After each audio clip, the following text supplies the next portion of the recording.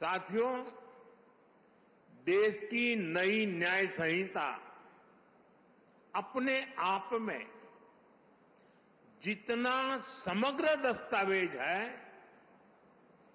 इसको बनाने की प्रक्रिया भी उतनी ही व्यापक रही है। इसमें देश के कितने ही महान संविधानविदों और कानूनविदों की मेहनत जुड़ी है। गृह मंत्रालय ने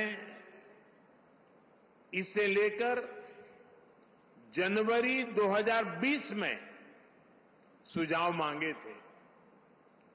इसमें देश के मुख्य न्यायाधीशों का सुझाव और मार्गदर्शन रहा। इसका supreme court, 16 high court, judicial academies, अनेकों लॉ इंस्टीट्यूशंस, सिविल सोसाइटी के लोग, अन्य बुद्धिजीवी, इन सब ने वर्षों तक मंथन किया। आधुनिक परिप्रेक्ष्य में देश की जरूरतों पर चर्चा की गई।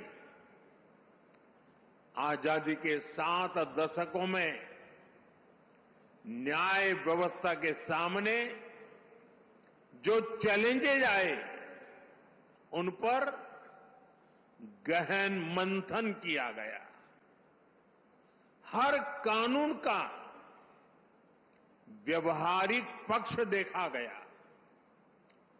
फ्यूचरिस्टिक पैरामीटर्स पर उसे कसा गया। तब भारतीय न्याय संहिता अपने इस स्वरूप में हमारे सामने आई है। मैं इसके लिए देश के सुप्रीम कोर्ट का, ऑनरेबल जजेस का, देश की सभी हाई कोर्ट्स का, विशेषकर हरियाणा पंजाब हाई कोर्ट का मैं विशेष आभार प्रकट करता हूं।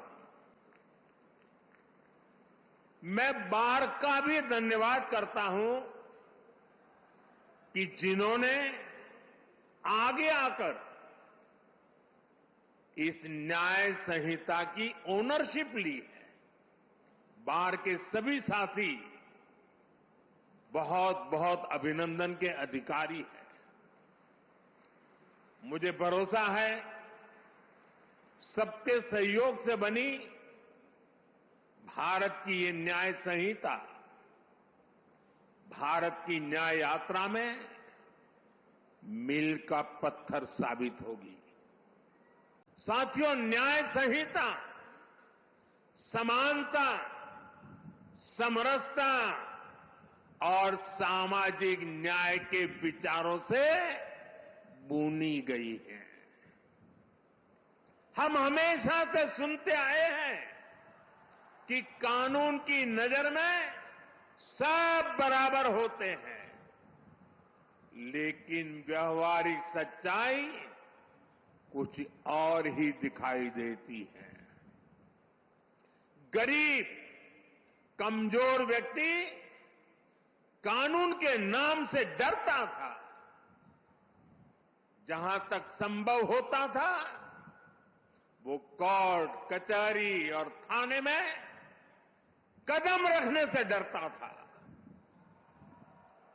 अब भारतीय न्याय संहिता समाज के इस मनोविज्ञान को बदलने का काम करेगी।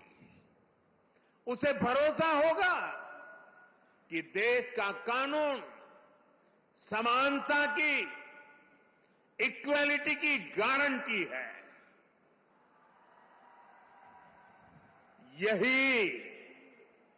यही सच्चा सामाजिक न्याय है, जिसका भरोसा हमारे संविधान में दिलाया गया है। इसके लिए न्याय संहिता में एक अलग चैप्टर रखा गया है।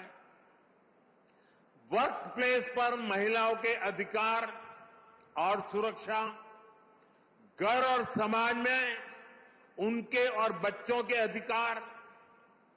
भारतीय न्याय संहिता ये सुनिश्चित करती है कि कानून पीड़िता के साथ खड़ा हो। इसमें एक और अहम प्रावधान किया गया है। अब महिलाओं के खिलाफ बलात्कार जैसे घृणित अपराधों में पहली हियरिंग से 60 दिन के भीतर चार्ज फ्रेम करने ही होंगे।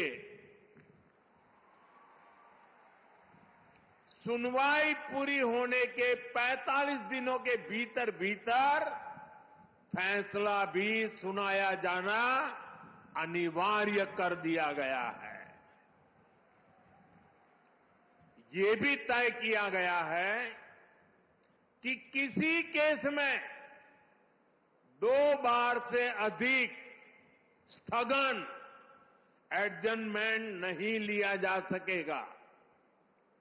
साथियों, भारतीय न्याय संहिता का मूल मंत्र है सिटीजन फर्स्ट। ये कानून नागरिक अधिकारों के प्रोटेक्टर बन रहे हैं, ईज ऑफ जस्टिस का आधार बन रहे हैं। पहले एफआईआर करवाना भी कितना मुश्किल होता था, लेकिन अब जीरो एफआईआर को भी कानूनी रूप दे दिया गया है।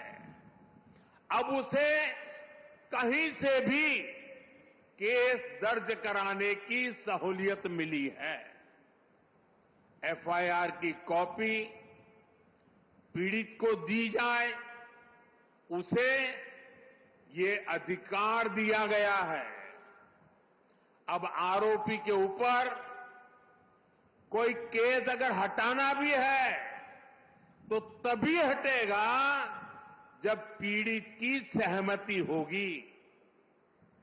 अब पुलिस किसी भी व्यक्ति को अपनी मर्जी से हिरासत में नहीं ले सकेगी।